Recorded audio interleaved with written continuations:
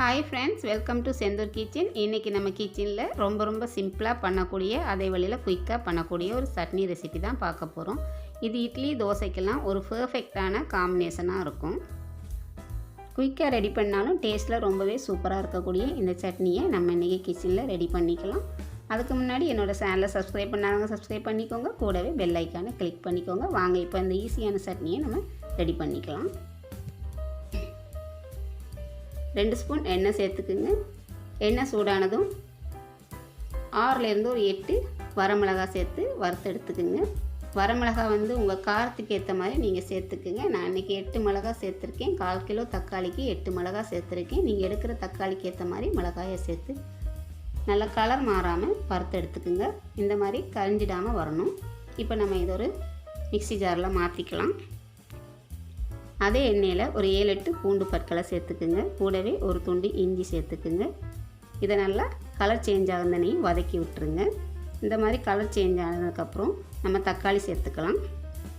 ஒரு 1/4 கிலோ தக்காளியை இந்த மாதிரி ரஃப்பாக கட் பண்ணி வச்சுருக்கேன். இதையும் நம்ம இது கூட சேர்த்து வதக்கி விட்டுறலாம். நான் இன்றைக்கி இந்த சட்னியை கொஞ்சம் பழுக்காத தக்காளியில் தான் பண்ணிகிட்ருக்கேன். இந்த தக்காளி சட்னிக்கு பார்த்திங்கன்னா நல்ல பழுத்த தக்காளி தான் சூப்பரான ஒரு டேஸ்ட்டை கொடுக்கும். நீங்கள் பழுத்த தக்காளியாக வாங்கி பார்த்து இந்த சட்னியை பண்ணிக்கோங்க. டேஸ்ட் ரொம்பவே சூப்பராக இருக்கும். நீங்கள் அதிகளவு தக்காளி யூஸ் பண்ணுறவங்களா இருந்தால் தக்காளியில் உள்ள விதைகளை நீக்கிட்டு யூஸ் பண்ணுங்கள். சிறுநீரக கற்கள் ஏற்படுறதுக்கு இந்த தக்காளியில் உள்ள விதைகள் ஒரு காரணமாக சொல்லப்படுது. அதனால் விதைகளை நீக்கிட்டு நீங்கள் யூஸ் பண்ணிக்கோங்க. நான் இன்றைக்கி விதைகள் நீக்கிட்டு தான் சட்னி ரெடி பண்ணிகிட்ருக்கேன். தக்காளி இந்த மாதிரி பாதியளவு வெந்து வந்ததும் ஒரு சின்ன புளியை சேர்த்துக்குங்க. நாட்டு தக்காளியில் நீங்கள் இந்த சட்னியை ரெடி பண்ணுறதா இருந்தால் புளி சேர்த்துக்க வேண்டாம். புளி சேர்த்துக்காமல் கூட இந்த சட்னியை நீங்கள் ரெடி பண்ணிக்கலாம். தக்காளி இப்போ நல்லா வதங்கி வருந்தனையும் நம்ம வெயிட் பண்ணலாம். ஃப்ரெண்ட்ஸ், இந்த சட்னி இட்லி தோசைக்கெல்லாம் ரொம்ப சூப்பரான ஒரு காம்பினேஷனாக இருக்கும். இதுக்கு முன்னாடி நம்ம சேனலில் இட்லி தோசைக்கு சூட்டபிளான ஒரு கொத்தமல்லி சட்னி கொஞ்சம் டிஃப்ரெண்ட்டாக நான் அப்லோட் பண்ணியிருக்கேன்.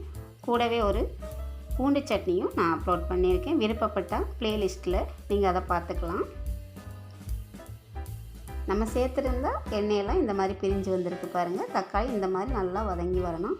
ஃப்ரெண்ட்ஸ், இந்த மாதிரி சிம்பிளாக பண்ணக்கூடிய ரெசிபிஸ் ஏதாவது வேணும்னா கமெண்ட் பாக்ஸில் கமெண்ட்ஸ் பண்ணுங்கள். எனக்கு முடிஞ்ச அளவுக்கு நான் அப்லோட் பண்ணுறேன்.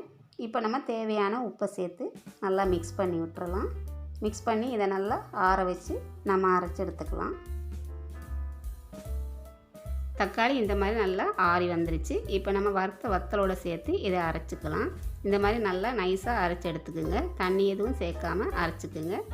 இப்போ நம்ம ஒரு தாளிப்பு ரெடி பண்ணிடலாம்.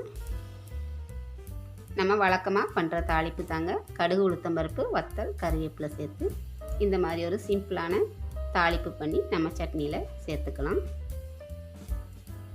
இப்போ நம்ம அரைச்சி வச்சுருக்க சட்னியில் தாளிப்பை சேர்த்துக்குங்க. நம்மளோட சிம்பிளான குயிக்காக பண்ணக்கூடிய தக்காளி சட்னி ரெடி. இது இட்லி தோசைக்கெல்லாம் ரொம்பவே சூப்பரான ஒரு காம்பினேஷனாக இருக்கும். இதை மிஸ் பண்ணாமல் உங்கள் வீட்டில் ஒரு தடவை ட்ரை பண்ணி பாருங்கள். எப்படி இருக்குன்னு உங்களோட கமெண்ட்ஸை சொல்லுங்கள். உங்கள் ஃப்ரெண்ட்ஸ் கூட இதை ஷேர் பண்ண மறந்துடாதீங்க. லைக் பண்ணுங்கள், ஷேர் பண்ணுங்கள். இது வரைக்கும் என்னுடைய வீடியோவை பார்த்ததுக்கு ரொம்ப நன்றி. இன்னொரு வீடியோவில் நான் உங்களை சந்திக்கிறேன். நன்றி, வணக்கம்.